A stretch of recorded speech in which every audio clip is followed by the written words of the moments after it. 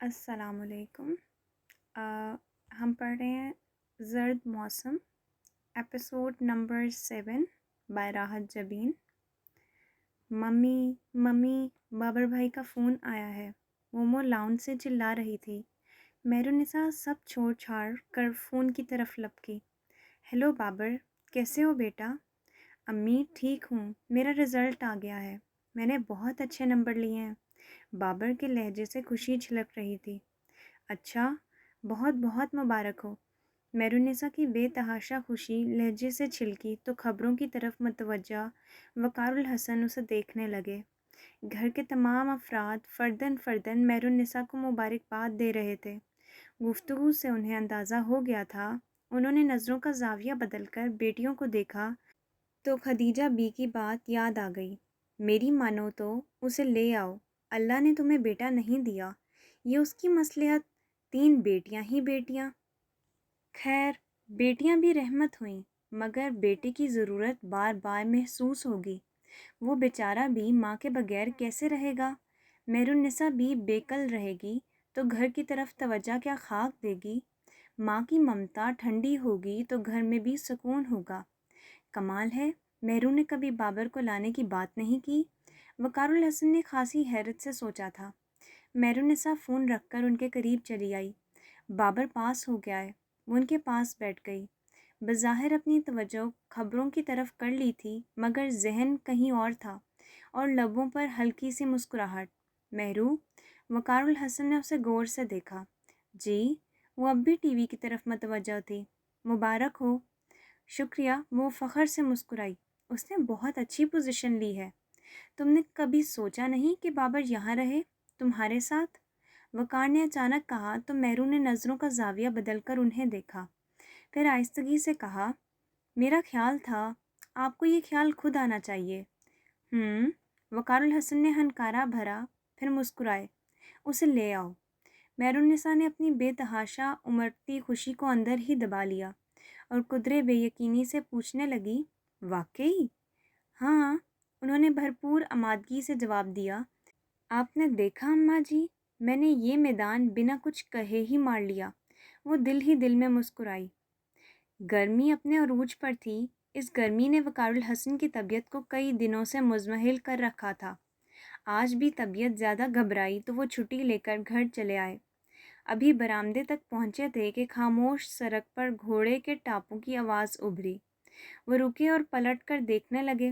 یہ تینوں لڑکیاں ہنستی کھلکھلاتی تانگے سے اتر رہی تھیں۔ فیروز بابا، اگر کل بھی آپ دیر سے آئے تو پھر دیکھیے گا، میں ڈیڈی سے کہہ کر پیسے کٹوا دوں گی، ایمن نے بیگ اٹھاتے ہوئے گویا دھمکی دی تھی۔ او پتر، میں تو پورے ٹائم پر آتا ہوں، تم لوگ ہی نکلنے میں۔ انہوں نے پوری بات نہیں سنی کہ وہ گیٹ کھول کر اندر آ گئی تھیں۔ وقار الحسن کچھ ٹھٹک کر تینوں بیٹیوں کو دیکھنے لگے۔ ان کی آنکھوں میں حیرت ہی حیرت در آئی۔ ابھی کچھ پہلے، شاید چند دن پہلے کی بات ہے، یہ تینوں فراک پہنے آگے پیچھے دوڑتی تانگے تک جاتی تھیں تاکہ اپنی پسند کی سیٹ حاصل کر سکیں، اور ایمن کتنا تنگ کرتی تھی کہ وہ تانگے پر ہرگز اسکول نہیں جائے گی۔ وہ اسے گود میں اٹھا کر بہلاتے ہوئے تانگے پر بٹھا آتے تھے اور واپسی پر ایمن کی شکایتیں سنتے تھے۔ گھوڑے سے ڈر لگتا ہے، دھچکے لگتے ہیں۔ مومو اور جوجو منہ پر ہاتھ رکھ کر اپنی ہنسی روکتی تھیں۔ وہی بچیاں اب بچیاں نہ رہیں۔ بچپن رخصت ہو چکا تھا، لڑکپن رخصت ہونے کو تھا۔ یہ تینوں ایک ساتھ بڑی ہوئی تھیں، نکلتے قد، شوخ نگاہیں، مسکراتے لب۔ ایمن کا دوپٹہ لاپرواہی سے گلے میں پڑا تھا، جبکہ مومو اور جوجو نے پھر بھی دوپٹے سلیقے سے اوڑھے تھے۔ وہ نظریں چرا گئے۔ ابھی کچھ دن قبل مہرالنساء نے جوجو کو باپ کے سامنے دوپٹہ ڈھنگ سے نہ لینے پر کتنی سخت سنائی تھی کہ انہوں نے بیزار ہو کر ٹوکا تھا، کیا ان کے پیچھے پڑی رہتی ہو، بچیاں ہی تو ہیں، سیکھ جائیں گی۔ بچیاں نہیں رہیں، مہرالنساء نے دوبارہ سے جوجو کو ڈانٹا تھا۔ اور ابھی پرسوں ہی تو مہرالنساء نے 2 خوبصورت ڈنر سیٹ خریدے تھے تو انہیں غصہ آ گیا تھا۔ کن فضول خرچیوں میں پڑ گئی ہو، 2 ڈنر سیٹ لینے کی کیا ضرورت تھی؟ گھر میں پہلے برتن نہیں ہیں کیا؟ مہرالنساء جو بڑے شوق سے رات کو لڑکیوں کے سونے کے بعد برتن دکھانے لگی تھی، سنجیدگی سے انہیں دیکھنے لگی۔ گھر کے لیے نہیں ہے تو پھر کیا دکان کھولو گی؟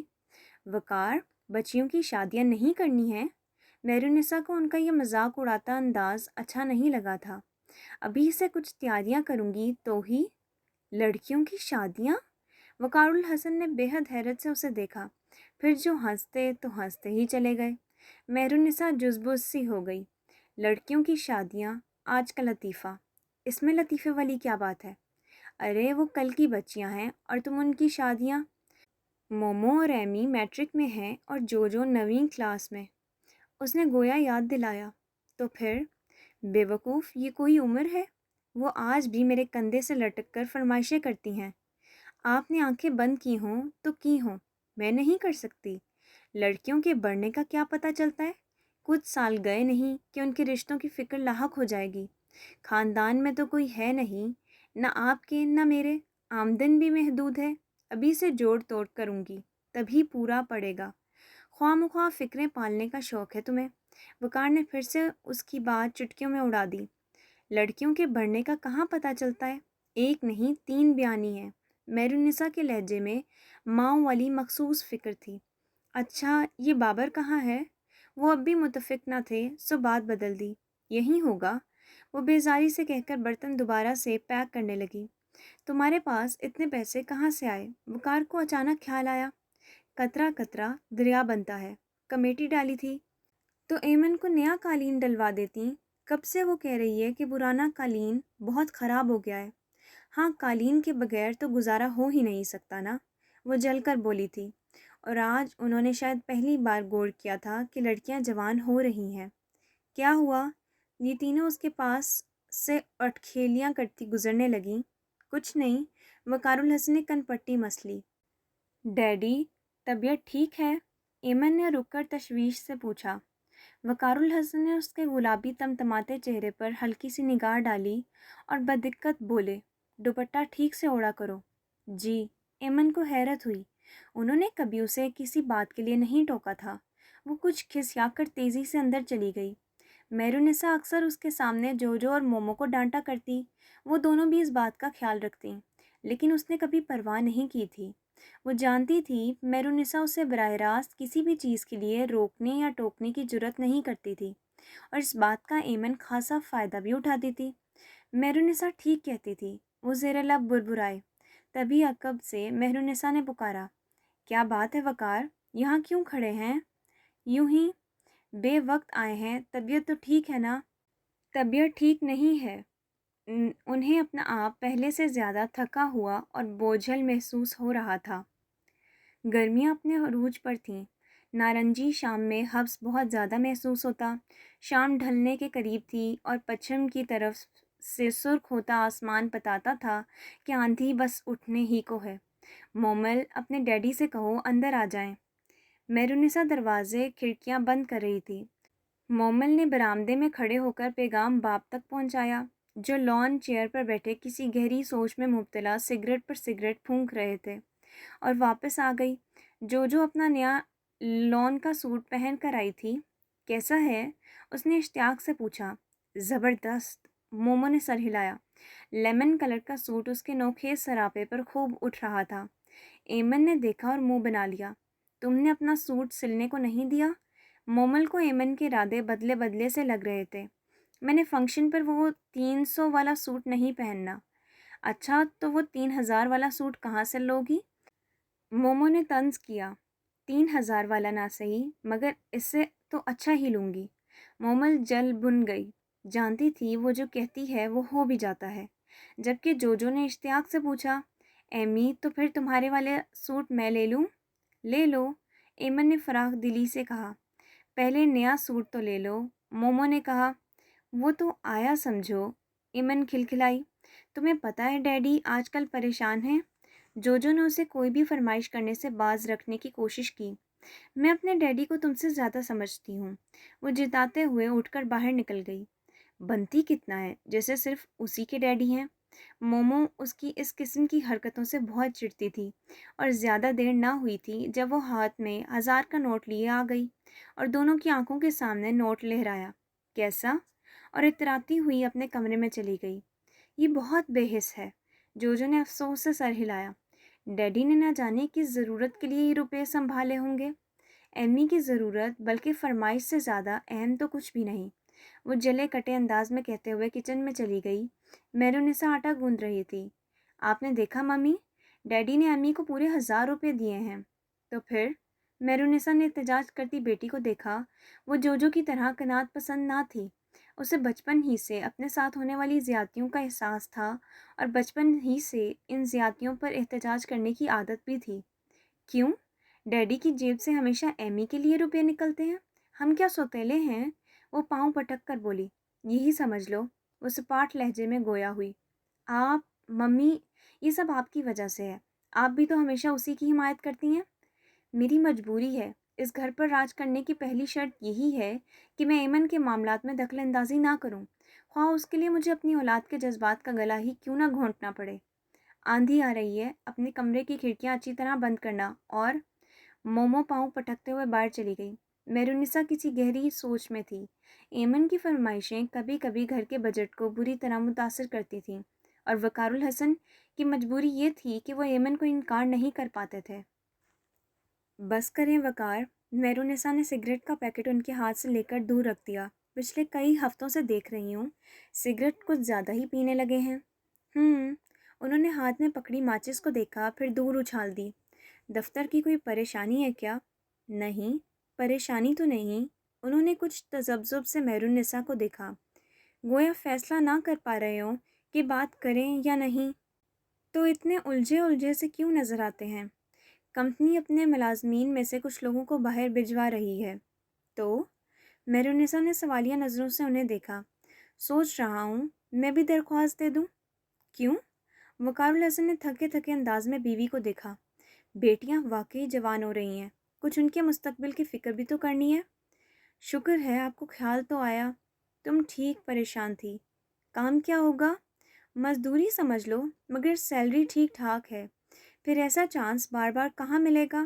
محنت تو یہاں بھی کرنا ہے اور وہاں بھی، بس 4 پیسے اچھے بن جائیں گے۔ وہ گویا مصمم ارادہ کیے بیٹھے تھے۔ مگر ہم لوگ اکیلے کیسے رہیں گے؟ سب کچھ ہو جاتا ہے، لاکھوں لوگ ملک سے باہر جا کر کماتے ہیں۔ تو آپ ارادہ کر چکے ہیں؟ میرونسا نے ٹٹولتی نظروں سے شوہر کو دیکھا۔ بہت سوچ سمجھ کر فیصلہ کیا ہے۔ ابھی بچوں کو کچھ مت بتانا، فائنل ہو جائے تو بتا دیں گے۔ میرونسا کی سمجھ میں نہیں آیا کہ وقار الحسن کے اس اچانک فیصلے پر کس رد عمل کا اظہار کرے۔ اس نے لڑکیوں سے ذکر نہیں کیا، اور وقار الحسن نے باقی کے معاملات بہت تیزی سے طے کیے تھے، اور جس دن انہیں پتہ چلا کہ ان کا باپ باہر جا رہا ہے، یہ تینوں ششدر سی رہ گئی تھیں۔ سارا سامان پیک ہو چکا تھا، انہیں 8 بجے کی فلائٹ سے جانا تھا۔ میرونسا بے حد خاموشی سے بیڈ کے کنارے بیٹھی تھی، سامان پر ایک آخری نگاہ ڈالتے ہوئے وہ اس کی خاموشی پوری طرح محسوس کر رہے تھے۔ اب اس طرح کرو گی تو میں جا نہیں سکوں گا۔ ان کی ہر بات کے جواب میں میرونسا نے صرف سر ہلانے پر اکتفا کیا تو انہوں نے بے چارگی سے کہا۔ میرونسا نے سر اٹھا کر انہیں دیکھا۔ کاش آپ واقعی نہ جاتے وقار، مجھے کتنے طویل عرصے کے بعد آپ کی توجہ نصیب ہوئی تھی۔ وہ حسرت سے گویا ہوئی۔ میرونسا، وقار الحسن اس کے قریب بیٹھ گئے۔ انہوں نے کبھی نہ سوچا تھا کہ یہ عورت ان کے لیے اتنی اہم بھی ہو سکتی ہے، مگر یہ حقیقت تھی کہ میرونسا نے ان کا دل اور اعتبار دونوں ہی جیت لیے تھے۔ پچھلے چند سالہ رفاقت میں میرو نے ہر دکھ سکھ میں ان کا ساتھ دیا تھا، ہر مشکل مرحلہ میں حوصلہ بڑھایا تھا۔ وہ سارا کو بھولے نہ تھے، مگر یہ بھی تسلیم کرتے کہ اب وہ میرو کو نظر انداز نہیں کر سکتے۔ اس طرح کی باتوں کا کوئی فائدہ نہیں، اور تم بھی تو چاہتی ہو کہ ہمارے بچے ایک اچھی زندگی گزاریں۔ بابر کی سٹڈیز ہیں، بچیوں کی شادی، میری ایک تنخواہ میں یہ سب نہیں ہو سکتا۔ انہوں نے سمجھاتے ہوئے کہا تو میرو نچلا لب چبانے لگی۔ وہ سب تو ٹھیک ہے، مگر خدا نے ایک سبب بنایا ہے تو ہمیں کفران نعمت نہیں کرنا چاہیے۔ وقار نے اس کے کندھے پر ہاتھ رکھا۔ ہمارے بچوں کی پوری زندگی پڑی ہے، وہ کب تک ٹانگوں اور سائیکلوں پر دھکے کھائیں گے؟ وہ اب جوان ہو رہے ہیں۔ انہوں نے ایک طویل سانس لے کر بات ادھوری چھوڑ دی۔ جانتی ہوں، اور اس لیے گھبرا رہی تھی کہ بچے بڑے ہو رہے ہیں۔ اس وقت انہیں باپ اور خاص طور پر بابر کو آپ کی نگرانی کی بے حد ضرورت ہے۔ اب میں تو ان کے پیچھے نہیں نکل سکتی نا۔ بابر ماشاءاللہ بے حد سمجھدار بچہ ہے، FSC میں ہے، مگر اس میں بہت میچورٹی ہے۔ میں اس کی طرف سے مطمئن ہوں۔ آخر وہ تمہارا بیٹا ہے۔ انہوں نے آخری جملے سے مہرالنساء کی ٹینشن دور کرنا چاہی۔ مہرالنساء ہلکا سا مسکرائی۔ مجھ سے زیادہ وہ آپ کے قریب ہے۔ اچھا بھائی، دیر ہو رہی ہے، اب چلنا چاہیے۔ انہوں نے وال کلاک پر نگاہ ڈالی اور کھڑے ہو گئے۔ مجھے کہنا تو نہیں چاہیے مگر مہرالنساء، تم ایمی کا خیال رکھنا۔ وہ کہہ کر خود ہی شرمندہ ہو گئے۔ آپ فکر مت کریں، مہرالنساء نے تسلی دی۔ مگر وقار، آپ جانتے ہیں وہ میری کم ہی سنتی ہے، لاڈ پیار میں تھوڑا ضدی اور شرارتی ہو گئی ہے۔ انہوں نے حتی الامکان نرم الفاظ استعمال کیے۔ مہرو، تم ماں ہو اس کی، سرزنش کرنا اور کسی غلط بات پر ٹوکنا تمہارا فرض ہے۔ دیکھ لیں بعد میں آپ کو ہی شکایت ہوگی، پہلے تو آپ موجود تھے۔ وہ مسکرائی۔ اور اب تم ہو اور میں تمہیں اختیار دے رہا ہوں، مکمل اختیار، کیونکہ مجھے یقین ہے تم اس کے بارے میں کبھی غلط نہیں سوچ سکتی۔ وہ اس عورت کو ہر طرح سے آزما چکے تھے، تبھی بابر اندر آیا۔ وہ لمبے قد کا دبلا پتلا مگر خوبصورت نوجوان تھا، سنجیدہ اور بردبار۔ ڈیڈی، دیر ہو رہی ہے۔ ٹیکسی آ گئی کیا؟ جی۔ اس نے آگے بڑھ کر سامان اٹھایا۔ بچیاں کہاں ہیں؟ اب تو انہیں بچیاں کہنا چھوڑ دیں۔ مہرالنساء کی بات پر وہ مسکرا دیے۔ جوجو اور مومو تو آپ کو سی آف کرنے کے لیے گیٹ پر ہیں اور ایمی اپنے کمرے میں ہے، بابر نے جواب دیا۔ ارے، اپنی تیاریوں میں وہ بھول ہی گئے کہ ایمن اداس ہوگی۔ میں اسے دیکھ لوں۔ وہ تیزی سے باہر نکل گئے۔ ایمن کے کمرے کا دروازہ کھٹکھٹایا اور کوئی جواب نہ پا کر دروازہ کھول دیا۔ وہ تکیے میں منہ چھپائے بستر پر لیٹی تھی۔ ایمن، انہوں نے تکیہ کھینچا۔ یہ ٹھیک نہیں ہے بیٹا۔ اس نے بازوؤں میں چہرہ چھپا لیا۔ ایمن، انہوں نے بمشکل اسے سیدھا کیا۔ اور وہ ٹھیک ہے جو آپ نے کیا؟ سوجھی ہوئی سرخ آنکھیں، سرخ چہرہ، پنکھڑی سی لب کاٹ کاٹ کر کچھ اور سرخ کر لیے تھے۔ وہ سارا کا دوسرا روپ تھی، شاید اس لیے انہیں اتنی عزیز تھی۔ میں نے آپ سے کتنا کہا کہ ڈیڈی مت جائیں، میں آپ کے بغیر کیسے رہ پاؤں گی؟ مجبوری ہے بیٹا۔ کوئی مجبوری نہیں۔ ہاتھ کی پرش سے آنسو صاف کرتے ہوئے وہ بے حد خفا تھی۔ ایمی، تم سے تو میں نے کبھی کوئی بات نہیں چھپائی، سارے حالات تمہارے سامنے ہیں، اور تم خود ہی تو کہا کرتی تھی کہ تمہیں تانگے میں اسکول جانا اچھا نہیں لگتا۔ ابھی اسکول ہے، پھر کالج، کس طرح ہوگا یہ سب؟ اور ویسے بھی اب تم بچی تو ہو نہیں، میٹرک میں ہو۔ میں نے تو کبھی سوچا نہیں تھا کہ تم اس طرح بیہیو کرو گی۔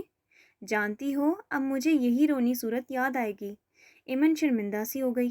سوری ڈیڈی، لیکن آپ کے جانے کا سوچتی ہوں تو پتہ نہیں کتنے دنوں کے بعد واپس آئیں گے۔ بہت جلد، پرومس؟ اس نے ہتھیلی پھیلائی۔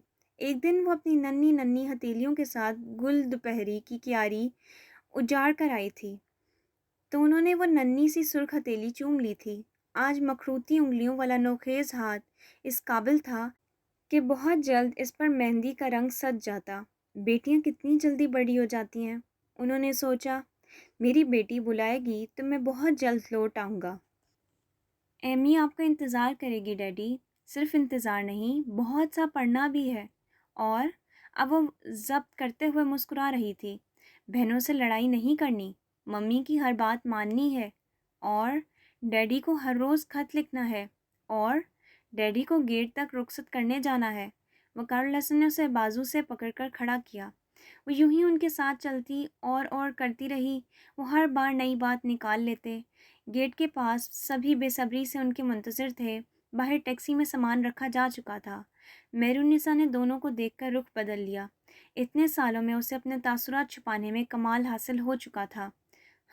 چاپلوس، مومو نے دانت پیسے۔ چپ رہو، جوجو نے گھرکا۔ پھر وقار الحسن نے دونوں بیٹیوں کو ساتھ لگا کر پیار کیا۔ بابر کے کندھوں پر اپنے دونوں ہاتھ جما دیے۔ بابر، مائی سن، بہت سی ذمہ داریاں تم پر چھوڑے جا رہا ہوں۔ ان کی آنکھوں میں ہلکی سی نمی تیرنے لگی۔ میں سمجھتا ہوں ڈیڈی۔ ماں اور بہنوں کا خیال رکھنا۔ انہوں نے بابر کو ساتھ لگایا۔ انہیں آج حقیقتاً یہ احساس ہوا کہ بابر کو یہاں لانے کا فیصلہ کر کے انہوں نے خود اپنے ساتھ نیکی کی تھی۔ میں ایئرپورٹ تک آپ کے ساتھ جاؤں گا، بابر نے کہا تو انہوں نے اس بات میں سر ہلا دیا۔ پھر مہرالنساء کی طرف دیکھ کر خدا حافظ کہا۔ ٹیکسی والا بڑے صبر سے منتظر تھا۔ ان سب نے ٹیکسی کو دور جاتے دیکھا، یہاں تک کہ وہ نظروں سے اوجھل ہو گئی۔ ایمن فوراً اپنے کمرے میں واپس چلی گئی تھی۔ جوجو اور مومو باتیں کرتے ہوئے ٹی وی لاؤنج میں جا بیٹھیں۔ وہ دونوں ڈیڈی کے باہر جانے اور وہاں سے قیمتی اشیاء بھجوانے کے خیال سے ہی خوش تھیں۔ لان بالکل خالی ہو گیا تھا۔ مہرالنساء نے گیٹ بند کیا اور پلٹی۔ اس کی نظریں پورے گھر پر پھسلتی چلی گئیں۔ گھر پرانا مگر خوبصورت تھا۔ کھلے کھلے 5 کمرے، گول برآمدے اور بہت سے درختوں میں گھرا یہ گھر انہیں بے حد پسند تھا۔ جو تھا تو شہر سے کچھ دور، اور ارد گرد زیادہ گھر بھی نہ تھے۔ اسکول کالج بھی یہاں سے دور تھے، مگر بے حد پرسکون تھا، جس کے باغیچے میں سر شام رنگ برنگے پرندے اتر آتے تھے۔ مومو اور جوجو نے تو آم کے درخت پر جھولا بھی ڈال لیا تھا، اور اسی جھولے کی وجہ سے ان کی ایمن کے ساتھ لڑائیاں ہوتی تھیں، جس میں جیت ہمیشہ ایمن کی ہوتی۔ مہرالنساء کے لبوں پر ہلکی سی مسکراہٹ پھیل گئی۔ بچپن میں اس نے سنڈریلا پڑھی تھی۔ وہ سنڈریلا آج بھی اس کے پاس محفوظ تھی، لیکن وہ یہ نہیں جانتی تھی کہانی ہمیشہ حقیقت سے اخذ کی جاتی ہے۔ سورج کی کچھ شرارتی کرنیں پردوں سے دامن بچا کر براہ راست اس کے چہرے پر بکھریں تو وہ ذرا سا رکی، پھر پٹ سے آنکھیں کھول دیں۔ کچھ لمحے خالی الذہن کیفیت کے ساتھ چھت کو تکتی رہی، پھر یوں ہی لیٹے لیٹے بھرپور انگڑائی لے کر کروٹ بدلی۔ جسم بری طرح ٹوٹ رہا تھا، آنکھوں میں دکھن اور سر بوجھل تھا۔ وہ رات بہت دیر تک تکیے میں سر دیے روتی رہی تھی، پھر نہ جانے کب آنکھ لگ گئی تو ڈیڈی چلے گئے۔ اس نے افسردگی سے سوچا اور ایک بازو موڑ کر سر کے نیچے رکھ لیا۔ اس کے سامنے کھڑکی کے پردوں سے دھوپ چھن چھن کر آ رہی تھی۔ نہ جانے وہ کب لوٹیں گے۔ ٹن ٹن ٹن، دور چرچ کے گھنٹے نے 9 بجائے۔ اس نے حیرت سے پہلے کلاک، پھر باہر پھیلتی دھوپ کو دیکھا۔ مائی گاڈ! وہ ہڑبڑا کر اٹھی، چپل پاؤں میں ارس کر بکٹٹ بھاگی۔ اسے یاد آیا آج تو بہت ضروری ٹیسٹ تھا۔ اس کی آنکھ نہیں کھلی اور کسی نے جگایا بھی نہیں۔ سارا گھر خاموشی میں ڈوبا ہوا تھا۔ کچن سے کھٹ پٹ کی آوازیں آ رہی تھیں۔ لگتا ہے سبھی نے چھٹی منا لی۔ وہ سوچتے سوچتے کچن میں آئی تو بابر چائے بنا رہا تھا۔ بابر بھائی، جوجو اور مومو کہاں ہیں؟ بابر نے پلٹ کر دیکھا اور ڈپٹنے لگا۔ اٹھ گئی؟ ڈیڈی کو گئے پہلا دن ہے اور تم نے چھٹیاں بھی شروع کر دی؟ بس آنکھ نہیں کھلی، اس نے کسل مندی سے جواب دیا۔ وہ دونوں کہاں ہیں؟ اسکول، بابر نے اطمینان سے جواب دیا۔ دونوں اسکول چلی گئیں؟ حیرت سے اس کی آنکھیں پوری طرح کھل گئیں۔ ہاں، کہہ رہی تھیں تم آج اسکول نہیں جاؤ گی۔ وہ مگ کھنگالنے لگا۔ بکواس! مجھے اسکول جانا تھا مگر مجھے کسی نے اٹھایا ہی نہیں۔ ایمن کو غصہ آ گیا۔ آج میرا بہت ضروری ٹیسٹ تھا، آنے دو انہیں، میں ڈیڈی سے کہہ کر۔ وہ ایک دم خاموش ہوئی۔ بابر نے مڑ کر اسے دیکھا اور مسکرا دیا۔ اچھا بلی، جھگڑا بعد میں کر لینا، اب ناشتہ کر لو۔ وہ اپنے لیے چائے نکال کر چلا گیا۔ جانتی ہوں اس مومو میسنی کو مجھ سے زیادہ نمبر لینے کی حسرت اسی طرح پوری ہو سکتی تھی۔ اس نے بڑبڑاتے ہوئے فریج کھولا تو ڈبل روٹی ندارت۔ اس نے یہ سوچ کر ہاٹ پاٹ کھولا کہ شاید آج پراٹھے بنے ہوں، مگر ہاٹ پاٹ خالی تھا۔ کمال ہے۔ اس نے بے حد حیرت سے کچن کا جائزہ لیا۔ صاف ستھرا کچن منہ چڑھا رہا تھا۔ فریج میں رات کو جو سیب دیکھے تھے ان کے چھلکے ڈسٹ بن میں پڑے تھے۔ اسے غصہ آ گیا۔ ایسا تو کبھی نہیں ہوا کہ میں اٹھوں اور ناشتہ تیار نہ ہو۔ اسی کیفیت میں وہ مہرالنساء کے کمرے میں آئی۔ وہ بستر میں دھنسی ٹی وی دیکھ رہی تھی۔ لمبے کھلے بال چہرے پر بکھرے ہوئے تھے، جن میں انگلیاں پھرتے ہوئے انہوں نے نظر اٹھا کر اندر آتی ایمن کو دیکھا، پھر دیکھتی ہی چلی گئیں۔ ممی، مجھے اسکول جانا تھا، آپ نے مجھے اٹھایا ہی نہیں۔ مہرالنساء کی نگاہیں اس کے چہرے پر جم گئیں۔ اس لڑکی سے انہوں نے اتنی نفرت کی تھی کہ ان کا پورا وجود اس نفرت کے ڈنک سے نیل و نیل ہو چکا تھا۔ وہ اس عورت کی بیٹی تھی جس نے انہیں ردی مال کی طرح کونے میں ڈال دیا تھا، جو آج بھی وقار الحسن کے دل و دماغ پر اسی طرح قابض تھی جس طرح اپنی زندگی میں وہ بتا نہیں سکتی تھیں کہ کس دل سے انہوں نے اس لڑکی کے ناز نخرے اٹھائے تھے، کس جبر سے اس کی فرمائشیں پوری کی تھیں، کس ضبط سے اسے اتنے سال برداشت کیا تھا۔ اس سے پہلے بھی تمہیں میں نہیں جگایا کرتی تھی۔ ان کا لہجہ سپاٹ سا تھا۔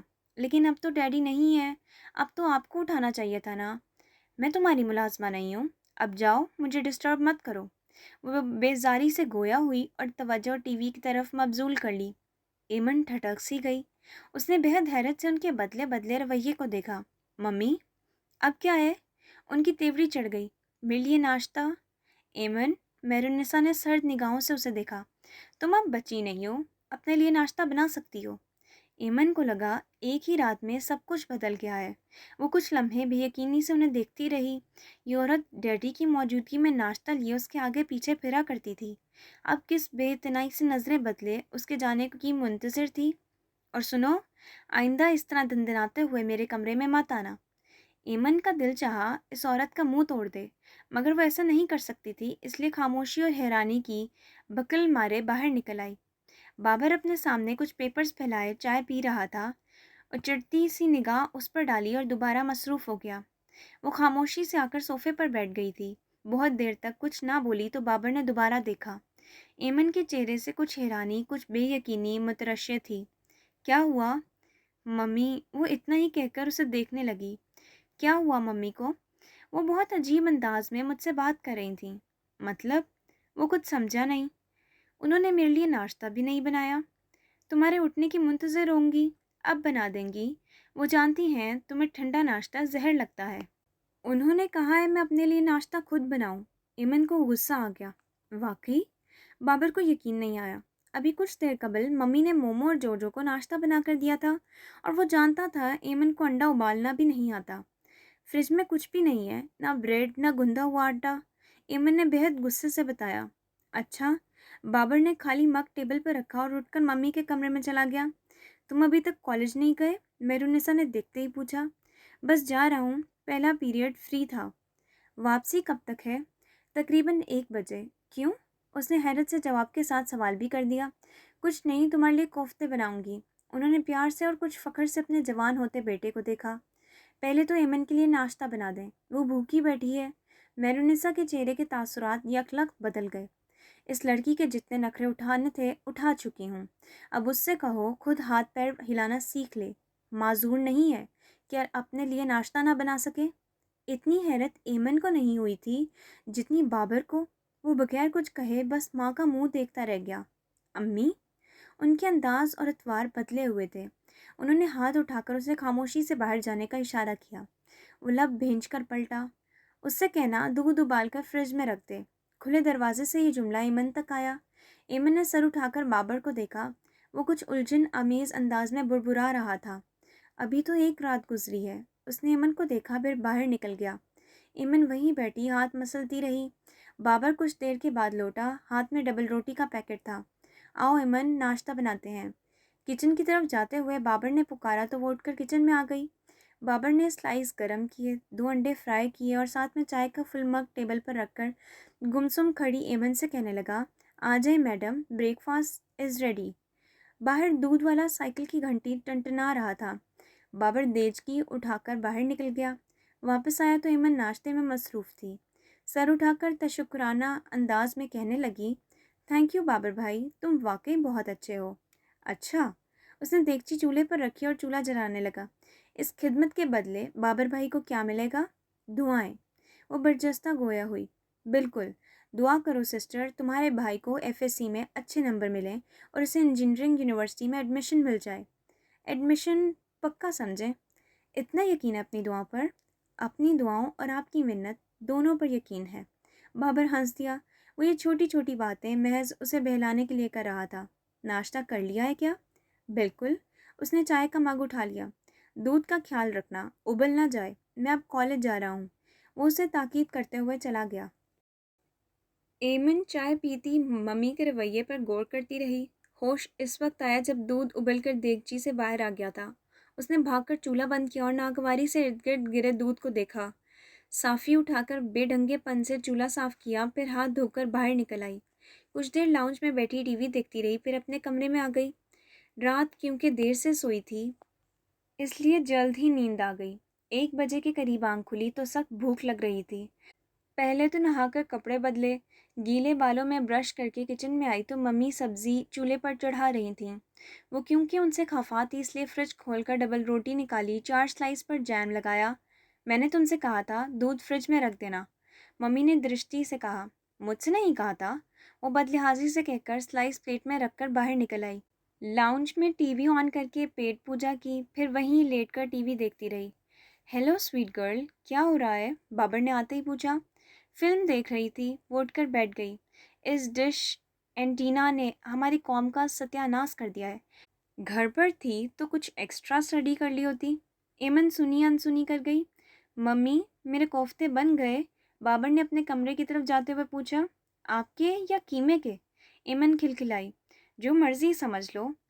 قیمہ نہیں تھا بابر، مجھے بعد میں خیال آیا، کل بناؤں گی، میرونیسا نے کچن ہی سے جواب دیا۔ میں صرف کوفتوں کے لیے 15 منٹ پہلے آیا تھا۔ انہوں نے کوئی جواب نہیں دیا۔ تقریباً 2 بجے وہ دونوں ہنستی مسکراتی اسکول سے لوٹی تھیں۔ کیوں ہو گئے ایش چھٹی کر کے؟ جوجو نے چھیڑا۔ ایمن نے خفگی سے منہ پھیر لیا۔ وہ ان سے سخت خفا تھی۔ تم نے صبح ایمن کو جگایا کیوں نہیں تھا؟ بابر نے اپنے کمرے سے باہر آ کر پوچھا۔ میں نے خود اٹھایا تھا۔ جوجو نے بیگ اتار کر رکھا اور جوتے اتارنے لگی۔ تم جانتی ہو ایک بار جگانے سے میری آنکھ نہیں کھلتی، ایمن دانت پیس کر بولی۔ حالانکہ ہاتھوں میں کھجلی ہو رہی تھی۔ تو میں کیا کروں؟ میں نے تو اٹھا دیا تھا نا، جوجو تنک کر بولی۔ ٹیچر پوچھ رہی تھیں ایمن نے چھٹی کیوں کی؟ مومو نے مزے سے بتایا۔ تم نے تو ٹیسٹ دے دیا نا؟ ہاں، اور بہت اچھا بھی ہوا، وہ اترا کر بولی۔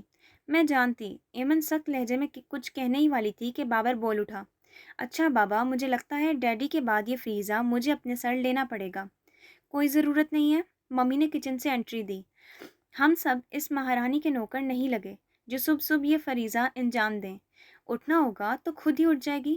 ان کی کرخت آواز نے سب کے منہ بند کر دیے۔ بابر نے احتجاجی انداز میں ماں کو دیکھا۔ مومو ہنسنے لگی، جبکہ جوجو نے لاڈ سے کہا، ممی بہت زوروں کی بھوک لگی ہے، ہاتھ منہ دھو کر آؤ اور اٹھاؤ یہ بیگ اور جوتے۔ اور تم؟ میرونیسا ایمن کی طرف پلٹی۔ تم کیا سارا دن معذوروں کی طرح پڑی رہتی ہو؟ اٹھ کر ٹیبل لگاؤ۔ ایمن تیزی سے اٹھی اور احتجاجاً اپنے کمرے کی سمت جانے لگی، مگر میرونیسا نے اسے بازو سے پکڑ کر کچن کی طرف دھکیل دیا۔ مومو اور جوجو کھل کر ہنسی۔ ان سے کیوں نہیں کہتی؟ ایمن چلائی۔ جو کہا ہے وہ کرو۔ خدا کے لیے ممی، تم اپنی زبان بند رکھو۔ میرونیسا نے شرارے برساتی آنکھوں سے بابر کو گھورا۔ بابر لب بھینچ کر رہ گیا۔ ایمن نے اپنے غصے اور آنسوں کو دباتے ہوئے پٹک پٹک کر برتن لگائے۔ غنیمت تھا کچھ ٹوٹا نہیں، اور جب کھانا نکالا گیا تو اس میں وہ ہر شے تھی جو اسے ناپسند تھی، جس میں سر فہرست بھنڈی تھی۔ اب کہ اس نے واک آؤٹ کیا تو کسی نے اسے روکنے کی کوشش بھی نہیں کی۔ وہ اپنے کمرے میں آ کر بہت دیر تک جلتی اور کرتی رہی۔ بہت دیر کے بعد جب بھوک کی شدت میں اضافہ ہوا تو اسے احساس ہوا کہ اب اسے آ کر منانے والا کوئی نہیں ہے۔ اسے شدت سے رونا آ گیا، اور یوں ہی روتے کرتے اور جلتے ہوئے دوپہر سے شام ہو گئی اور پھر رات۔ کسی نے اس کے کمرے میں جھانکا تک نہیں۔ ڈیڈی آپ کیوں چلے گئے؟ وہ بھوک سے نڈھال ہو رہی تھی۔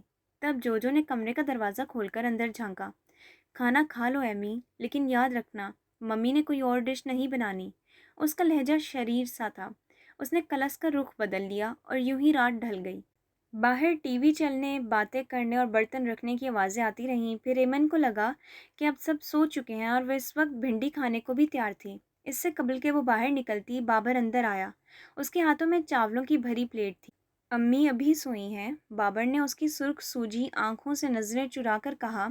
وہ ایک ایسے شخص کی بیٹی تھی جس نے ہمیشہ اسے باپ کا پیار دیا تھا، اور وہ اندازہ کر سکتا تھا، ابھی سے اندازہ کر سکتا تھا کہ اس گھر میں اس لڑکی کی حیثیت کیا ہوگی جسے وہ شخص اپنی جان سے زیادہ چاہتا تھا۔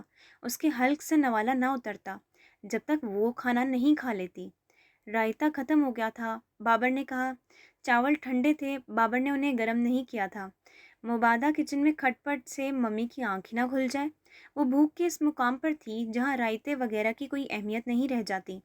پھر بھی پہلا نوالا لیتے ہوئے اس کی پلکیں بھیگ گئیں۔ ہمیں کھچڑی اچھی نہیں لگتی، ناک چڑھا کر وہ سامنے رکھی پلیٹ کھسکا دیتی تھی۔ آج کھانا گھر پر نہیں کھانا، کس ناز سے فرمائش کرتی تھی۔ ڈیڈی برگر کھانے چلیں؟ خدیجہ بھی اتنے ٹھنڈے چاول ہمیں نہیں کھانے۔ نخرے اٹھاتا باپ، منتیں کرتی خدیجہ بھی، اس کے پاس کچھ بھی نہیں رہا تھا۔ ڈیڈی کا فون آیا تو میں بتاؤں گی کہ اس کا گلا رند گیا، نوالا کہیں حلق میں ہی اٹک گیا تھا۔ بابر نے شرمندگی سے سر جھکا لیا، پھر کھڑا ہو گیا۔ پلیٹ کچن میں رکھ دینا، اس نے آہستگی سے کہا، پھر باہر نکل کر دروازہ بند کیا تو اپنے کمرے کے سامنے کھڑی ماں کو دیکھ کر ٹھٹک گیا۔ بس ہو گئی ڈیوٹی پوری۔ خشمگین نگاہیں، گہرا طنزیہ انداز۔ ممی خدا کے لیے۔ میرونیسا نے ہاتھ اٹھا کر اسے مزید کچھ بھی کہنے سے روک دیا۔ مجبوری یہ تھی کہ وہ اکلوتا ہونے کے باوجود ماں کے روب میں تھا۔ زیادہ بحث کی ضرورت نہیں، جاؤ اپنے کمرے میں، اور آئندہ اپنی ہمدردیاں اپنے پاس رکھنا۔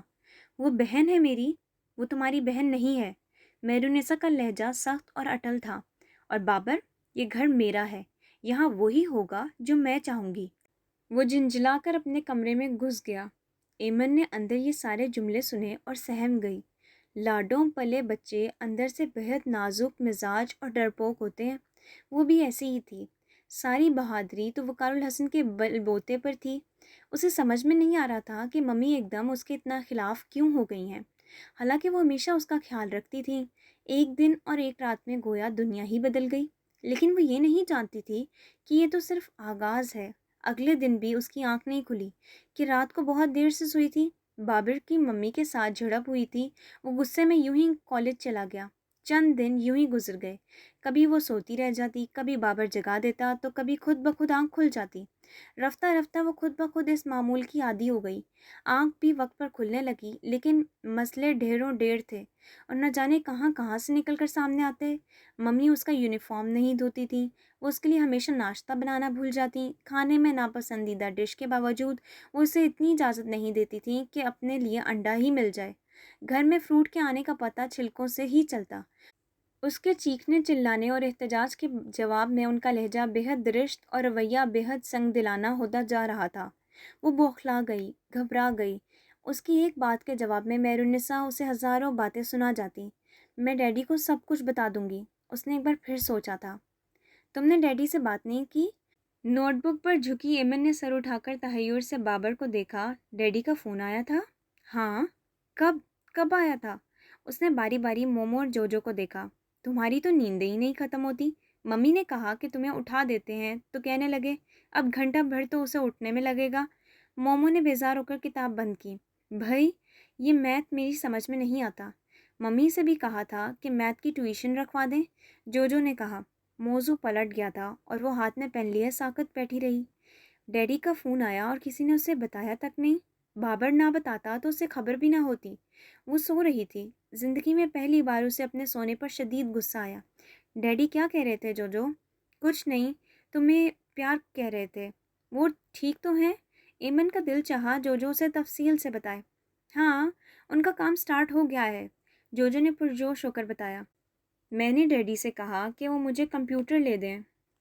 وہ ذہین اسٹوڈنٹ تھی اور اس کا ارادہ کمپیوٹر کی فیلڈ میں جانے کا تھا۔ ہاں، عقل مند تو تم ہو ہی کافی۔ ابھی ڈیڈی اپنی خیریت بتا رہے تھے اور تم نے فرمائشیں شروع کر دیں، بابر نے مذاق اڑایا۔ خواہ مخواہی جوجو تھوڑا شرمندہ ہو گئی۔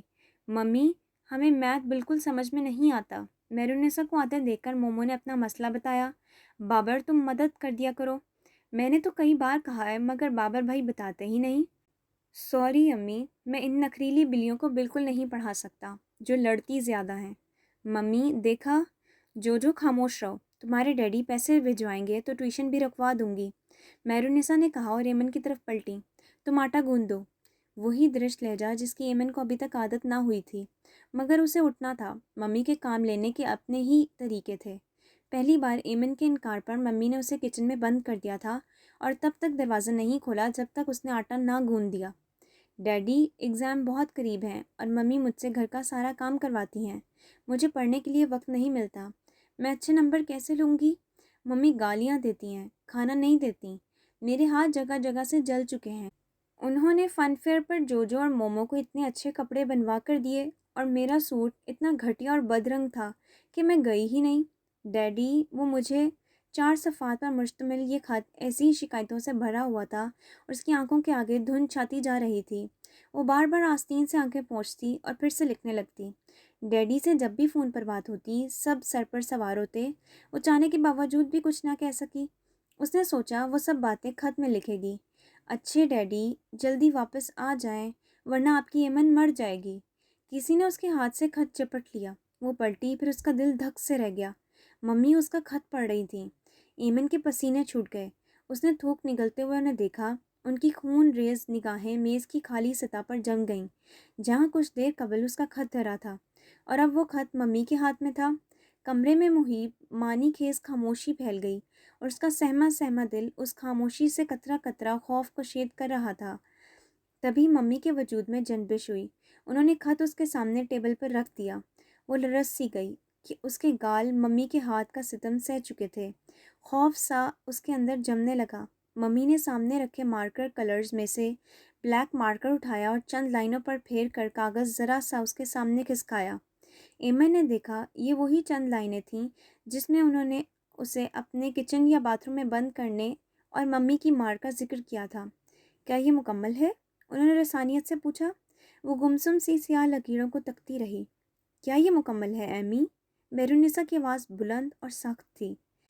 ایمن کی گردن اس بات میں ہل گئی، ان چند لائنوں پر جن پر انہوں نے مارکر پھیرا تھا کے باوجود خط اپنا مفہوم مکمل واضح کر رہا تھا۔ تمہیں ایڈریس معلوم ہے؟ ایمن نے نفی میں سر ہلایا۔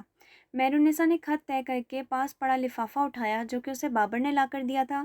خط کو لفافے میں بند کر کے انہوں نے ایمن کی بے جان انگلیوں سے ساکت پین کو نکال کر لفافے پر پتہ لکھا اور بابر کو آواز دی۔ جی امی۔ وہ فوراً ہی آ گیا۔ اسے آج ہی پوسٹ کروا دو۔ ایمن کو حیرت کا جھٹکا لگا۔ اس نے سر اٹھا کر متحیر نگاہوں سے میرونسا کو دیکھا۔ میرونسا مسکرائیں اور اپنا ایک ہاتھ اس کے سر پر رکھا۔ آئندہ بھی اگر خط لکھنا ہو تو ایڈریس مجھ سے لکھوا لیا کرنا۔ ایمن ڈارلنگ، نرم الفاظ، طنزیہ لہجہ۔ وہ فوراً ہی کمرے سے باہر چلی گئیں۔ کیا ہوا؟ بابر نے ساکت و صامت بیٹھی ایمن سے پوچھا۔ اس نے بدقت نفی میں گردن ہلائی۔ اب بابر کو کیا بتاتی؟ سردیاں اپنے عروج پر تھیں۔ دسمبر کی یک بستہ راتوں میں دھند کے بادل پیڑوں کو اپنی لپیٹ میں لیے رکھتے۔ صبح کوہرے کی پتلی تہہ گھاس کی پتیوں پر جمی ہوتی۔ درختوں کے پتے زرد ہو کر خشک گھاس پر ڈھیر ہونے لگے۔ جھڑیاں شروع ہو گئی تھیں تو ساری ساری رات آسمان سے ایک پھوار سی برستی رہتی۔ فضا میں بارش کی سرگوشیاں، خزاں زدہ پتوں کی آوازیں اور کوہرے میں دبی گلتی ہوئی گھاس کی مہک گھلی ملی ہوتی۔ اپنے کمرے کی سرد تنہائی میں لحاف میں دبکی ایمن بار بار یہی سوچتی، وہاں کتنی ٹھنڈ ہوگی۔ اسے ڈیڈی کے خط کا انتظار تھا۔ سڑک پر پوسٹ مین کی سائیکل کی گھنٹی ٹنٹناتی تو وہ بے تابانہ باہر کی طرف لپکتی، مگر وہ سبز مفلر اور دستانوں میں ملفوف اس کے قریب سے گھنٹی بجاتا گزر جاتا۔ ڈیڈی مصروف ہوں گے۔ ہر ڈوبتا سورج اور گزرتا دن اس کی ہتھیلی پر یہی تسلی رکھ جاتا۔ بابر بہت مصروف ہو گیا تھا۔ اسے ایف ایس سی میں بہت اچھی پوزیشن لینا تھی۔ ایمن کو تو نہ پڑھنے کا وقت ملتا نہ کتابوں کی طرف دھیان جاتا۔ سائیکل کی گھنٹی سن کر وہ گیٹ کی طرف بھاگی۔ لکڑی کے گیٹ سے پڑے جھانکا تو پوسٹ مین گزر چکا تھا۔ ایمن نے بے حد حسرت سے اسے بیگ صاحب کے بنگلے پر خط دیتے دیکھا۔ مایوسی سے پلٹنے کو تھی جب گیٹ کے پاس ایک اور سائیکل رکی۔ Excuse me? ایمن نے پلٹ کر سائیکل پر سوار اخروٹی رنگ کے شلوار قمیص میں ملبوس شخص کو دیکھا۔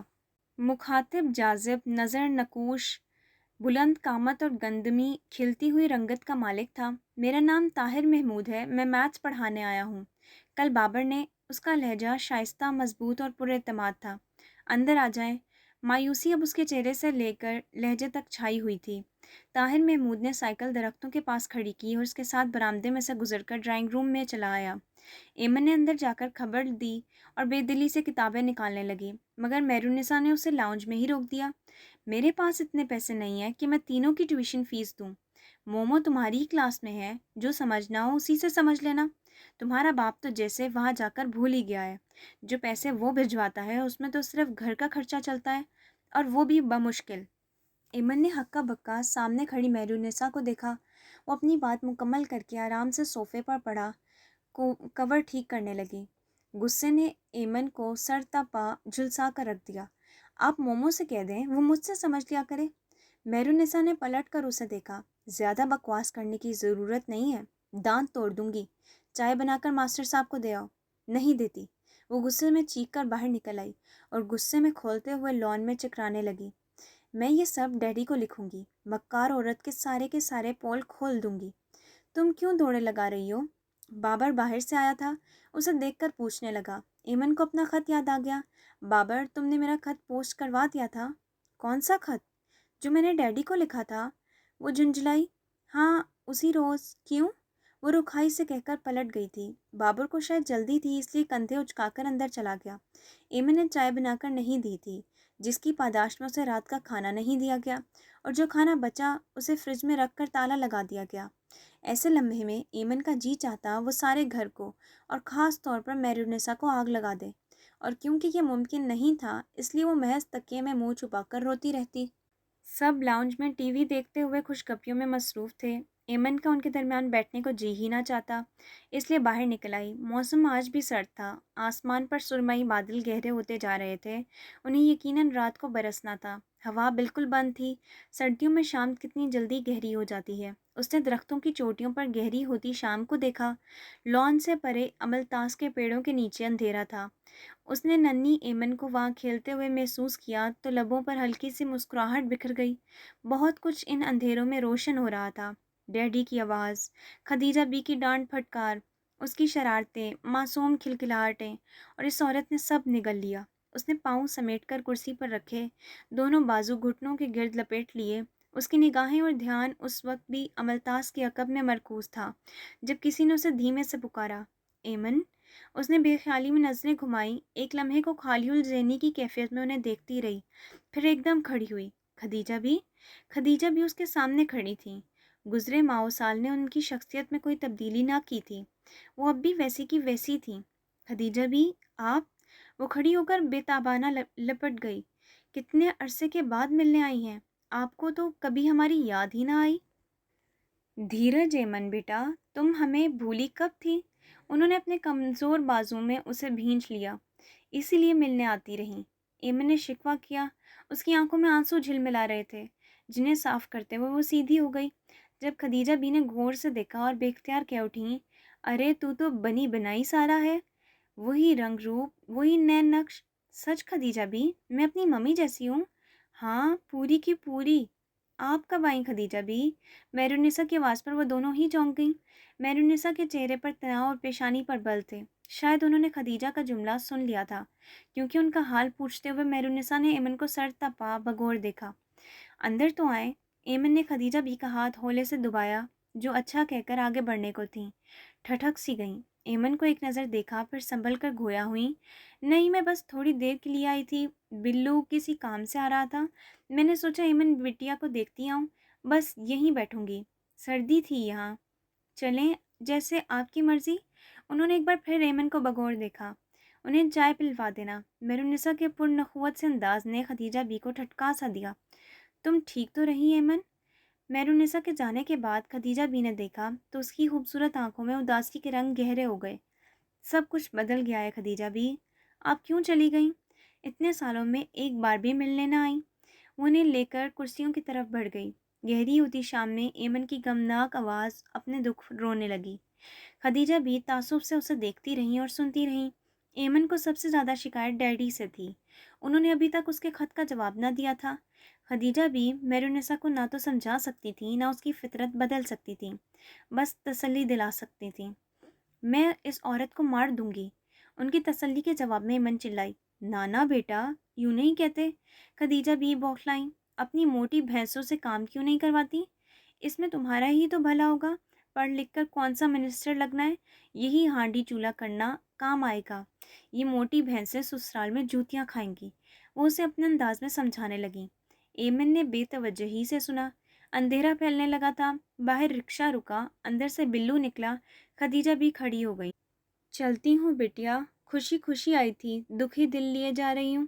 اللہ مہرالنساء کو عقل دے، یہ عورت آج بھی ویسی کی ویسی ہے، پر انتقام اور معاف نہ کرنے والی۔ انہوں نے گریبان میں ہاتھ ڈال کر اپنا بٹوا نکالا اور کھولنے لگیں۔ ایمن نے دیکھا ان کے ہاتھ ہولے ہولے لرزتے تھے۔ خدیجہ بھی کچھ اور بوڑھی ہوتی جا رہی ہیں، اس نے سوچا۔ خدیجہ بی نے بٹوے سے ایک بریسلٹ نکال کر اس کی طرف بڑھایا۔ تمہاری امانت؟ میری؟ متحیر سے ایمن نے بریسلٹ ہاتھ میں لی۔ ہتھیلی پر رکھا سونا برآمدے میں جلتی ٹیوب لائٹ کی روشنی میں جگمگانے لگا۔ وقار نے سارا کو رونمائی میں دیا تھا، یہ واحد سونے کی چیز تھی جو اس کے پاس تھی، میں نے سنبھال لی۔ ایمن نے اسے ہتھیلی پر پھیلایا، اس پر کندہ نام کو پڑھا۔ سارا ڈبلیو، سنبھال کر رکھنا۔ وہ اسے گلے لگا کر آبدیدہ ہو گئیں۔ ان کے جانے کے بعد وہ بہت دیر تک وہیں بیٹھی بریسلٹ پر انگلیاں پھیرتی رہی، پھر کلائی میں ڈال لیا۔ اسے میری ماں نے بہت شوق اور محبت سے پہنا ہوگا۔ اسے خوشی اور غم کا ملا جلا احساس ہوا۔ ایمی، تمہیں ممی بلا رہی ہیں، جوجو نے حال ہی کا دروازہ کھول کر دور سے پکارا اور اندر غائب ہو گئی۔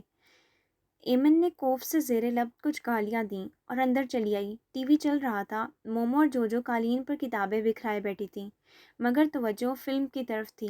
وہ بیٹھنے لگی جب مہرالنساء نے چٹتی سی نظر اس پر ڈالی۔ چلی گئیں بڑی بھی؟ جی، کیا کہہ رہی تھیں؟ کچھ نہیں، بیزاری سے گویا ہوئی۔ پہلے روٹی بنا لو۔ اس کا بیٹھنے کا ارادہ دیکھ کر میرونسا نے سخت لہجے میں کہا۔ وہ کلستے ہوئے کچن کی طرف مڑی۔ روٹی ڈھنگ سے پکایا کرو، ساری کچی ہوتی ہے۔ مومو نے اسکرین سے نظریں ہٹائے بغیر کہا۔ خود پکا لیا کرو، خود کو تو پیڑا بھی بنانا نہیں آتا۔ ایمن کو سخت غصہ آیا۔ تمہیں کس لیے رکھا ہے؟ دونوں کھی کرنے لگیں۔ چپ کرو، میرونسا نے دونوں کو ڈانٹا اور ایمن سے کہا، جاؤ تم۔ وہ کڑی نظروں سے دونوں کو گھورتے ہوئے مڑی۔ ایمن، رکو، میرونسا کی آواز ابھری۔ کسی انہونی کے احساس سے اس کے قدم لڑکھڑا گئے۔ مرے مرے انداز میں وہ پلٹی۔ یہ کیا ہے؟ اس نے ہاتھ بڑھا کر ایمن کی کلائی تھامی۔ وہ کچھ بھی نہ کہہ سکی، بس اس لمحے کو کوستی رہی جب بریسلٹ کلائی میں ڈالے اندر چلی آئی۔ چھپا کیوں نہ لیا؟ میرونسا نے اچھی طرح گھما کر جائزہ لیا اور نظریں اس پر کندہ نام پر جم گئیں۔ بڑھیا دے کر گئی ہے؟ ایمن کے گلے میں کچھ پھنس گیا۔ اس نے بمشکل اس بات میں سر ہلایا۔ ٹھیک ہے، جاؤ۔ میرونسا کی آواز اور چہرہ دونوں سپاٹ تھے۔ اس نے وہاں سے کھسکنے میں زیادہ دیر نہ لگائی تھی۔ Subscribe my channel for more videos.